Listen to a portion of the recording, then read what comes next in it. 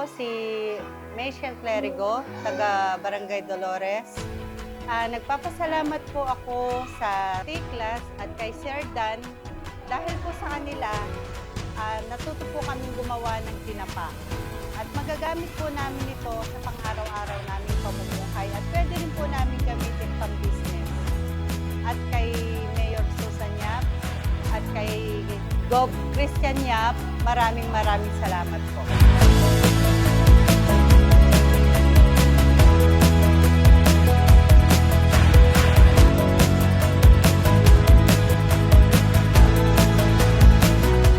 Ako si Carter Ragonton, presidente po ng OFW Family Circle dito sa Barangay Dolores. Nagpapasalamat ako sa T-Class na nagbigay ng training dito sa Dolores para sa OFW, yung tinapa making at saka candle making. At magpapasalamat din po ako kay Mayor Susan Yap, Governor Christian Yap. Maraming salamat po.